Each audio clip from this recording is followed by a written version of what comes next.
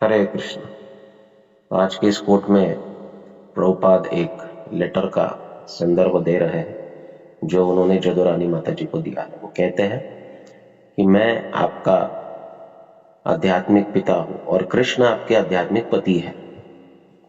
आप ना आपके पिता को भूल सकते हो और ना आपके पति को भूल सकते हो। तो ये वास्तविक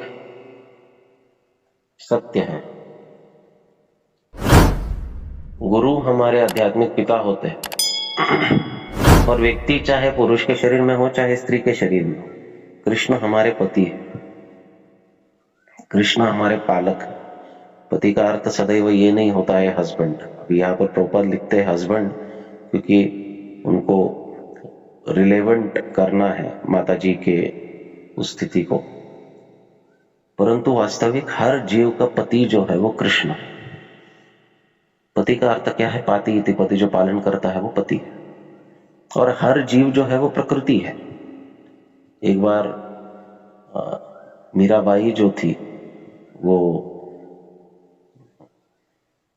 वृंदावन में थी, तो कुछ पुरुष भक्तों के द्वारा उनके बीच में संवाद हो रहा था और फिर वो होता है ना स्त्री पुरुष का भेद और ये सब, तो वैसा कुछ चर्चा हुआ। तो मीराबाई ने पूछा कि यहाँ पर कौन पुरुष है, जरा बताइए, हाथ खड़ा कीजिए। तो भक्त समझ गए कि नहीं, इनका विचार करने की पद्धत और इनकी चेतना बहुत ऊंचे स्तर पर है। तो वास्तविक कोई भी जीव पुरुष नहीं है, चाहे वो पुरुष के शरीर में हो, ये तो कभी ना कभी नष्ट हो गए। लेकिन आत्मा तत्वतः स्वरूपतः प्रकृति है। प्रकृति का अर्थ है वो स्त्रीलिंगी है, आत्मा प्रकृति है और भगवान जो है वो इस प्रकृति के अधिष्ठान है। मयि अध्यक्षेण प्रकृति, भगवान कहता है मेरे अध्यक्षता में प्रकृति कार्य करती है। तो हम प्रकृति है और हमसे भिन्न ये अष्टदा प्रकृति है।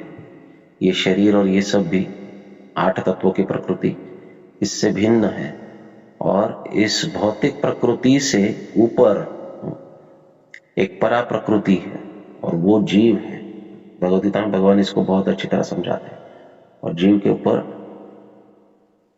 परमात्मा, आत्मा के ऊपर परमात्मा है। तो जीव प्रकृति है, जीव स्त्रीलिंगी है और स्त्री होने के नाते भगवान हमारे पति है। अब इस पति से विवाह कौन कराते हैं? पति से विवाह हमारे पिता कराते हैं। पिता कौन है? आध्यात्मिक गुरु है। तो आध्यात्मिक गुरु को, गुरु के निर्देश के अनुसार हमको हमारे पति के चरणों में समर्पित होना चाहिए और एक पतिव्रता स्त्री की तरह, सती स्त्री की तरह अनन्य भक्ति करनी चाहिए। एक स्त्री का जब विवाह होता है वो 10 पुरुषों के तरफ नहीं देखती। अगर वो सती है, पतिव्रता है, तो उसका समर्पण केवल और केवल अपने पति के प्रति होता है। उसी प्रकार एक साधक का समर्पण अपने पति यानी कृष्ण के प्रति होना चाहिए। और इस कृष्ण से हमें मिलाते हैं, इस पति से हमें मिलाते हैं, इनसे विवाह कराते हैं, वो हमारे आध्यात्मिक पिता। इनका सदैव स्मरण होना चाहिए, उनके निर्देशों का पालन होना चाहिए। हरे कृष्ण।